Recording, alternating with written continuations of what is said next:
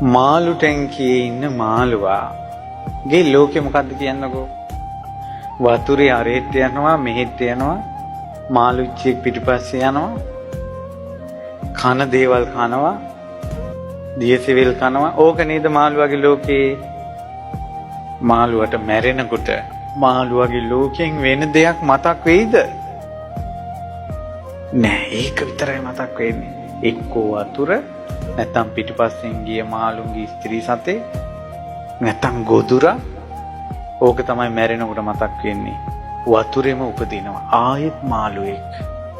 තිරිසන් ලෝකෙ ගියොත් ජීවිත දහස් ගාණක් එක දිගට යන්න වෙනවා කියන්නේ ඕකයි. හේතුඵල ධම. ඌරෙක් වෙලා උපදිනවා. ඒ ඌරා ඉපදුනාට පස්සේ මහා ඊරිගේ තනපුරුලේ ඉල්ලා කිරිබොනවා.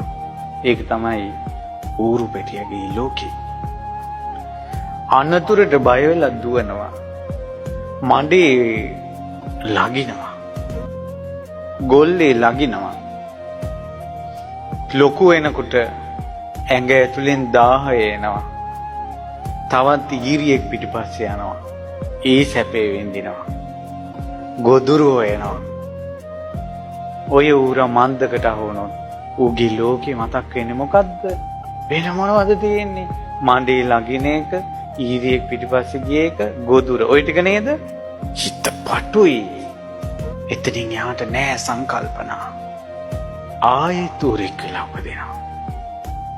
ওই විදිහට තමයි තිරිසන් ලෝකේ.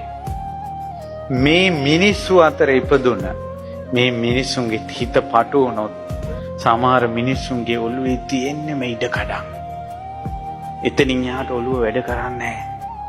මැරිලා උපදිනවා ඕකේ.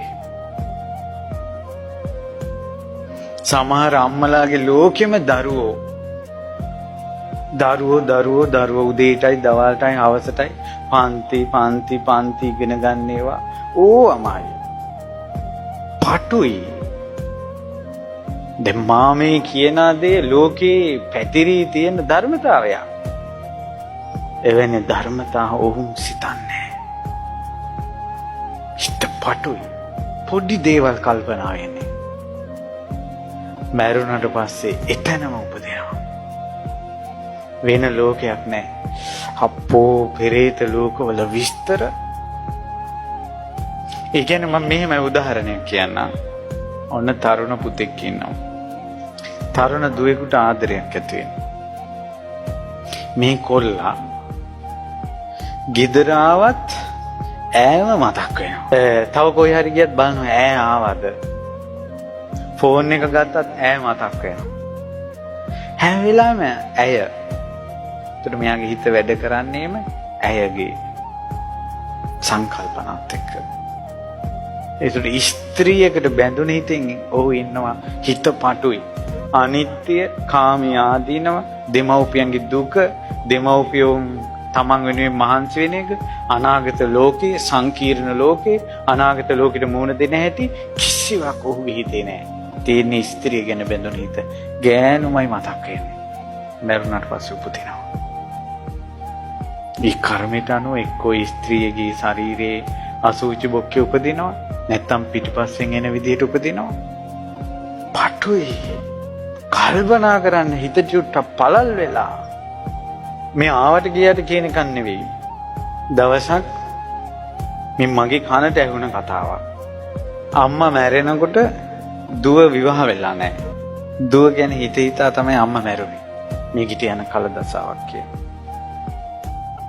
මැරිලා පිටිපස්සේ මාවා පෙරේති. ඊට පස්සේ මේ කතා බහ ඇති වුණේ අවුරුදු 30කට 25කට 30කට පස්සේ. 25ක් කියන්නකෝ. අවුරුදු 25කට පස්සේ තමයි මේ ප්‍රේතිය ඇවිස්සුනේ. ඊපස්සේ කතා කරලා දානේ දීලා නොයි දේවල් කරලා ඔන්න යන විදිහට කතා කළා. අන්න එතකොට තමයි ප්‍රේතිට මතක් වුණේ ඇඳුන්නේ. අවුරුදු 25ක් තමන්ගේ ඇඟේ වස්ත්‍රයක් නැහැ කියලා ප්‍රේතිට හිතුන්නේ නැහැ. ඇයි හිත වැඩ කළේ මොකේද? අර දුව කියන තැන. දැක්කද പ്രേත ලෝකේ පටු බව?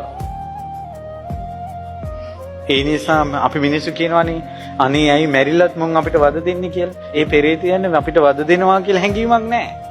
ඒ පිටිපස්සෙන් එනවා. ඒක මිනිසයාට කරදරයක් කියලා හිතක් ඒ ඇත්තන්ට නැහැ. හිත පටුයි. ඒ නිසා මන් නිසා තවක් කෙනෙකුට පීඩාවක්ද, අපහසුයක්ද, කරදරයක්ද, මේක හොඳයිද නරකයිද කියලා විමසන්නේ නැත්නම් ඒ හිත පටුයි. පටු තැනක උපදිනවා. කල්පනාව වැඩ කරන්නේ. ෆෝන් එකක් අතට අරගෙන ෆෝන් එකේම එබී Facebook හෝ මොනවාරි වීඩියෝ බල සෑහෙලි වෙනකල් ඉන්නවනේ. එතකොට දැන් මේ නිදිමතයි මට හිට ගමනක් යන්න තියෙනවා. මේකෙන් මගේ කෙලිස් ඇවිස්සෙනවා, සල්ලි කැපෙනවා, කරදරයක්, මගේ හිත පිරියෙනවා. කල්පනා කරන්නේ. හිත පටුයි. මේක බලන්න ඕන. කතා කරන්න ඕන. පණිවිඩයක් දාන්න ඕන. හිත පටුයි. පටු හිතක් තියෙන කෙනෙක් උපදින්නේ යම් තැනකද? ඒ අය උපදිනවා. ඔක තමයි පටු සිත ගන්නතොර හිත පුලුල් කරගන්න. එකම දෙයක ගැලෙන්න එපා. හිත පළල් වෙන්නේ බුදුබණත් එක්ක. බුදුරජාණන් වහන්සේගේ ධර්මයේ දවසින් දවස එක විදිහට ලෝකය ගැන විස්තර කරලා දෙනවා. ඒවා අහනකොට මේ හිත පළල් වෙනවා. අලුත් වෙනවා. නොදන්න දේවල් දැනගන්නවා. පින්වතුනි, මේ යන තුරු බුදුබණ පද මහන්න, ධර්මයේ මහන්න,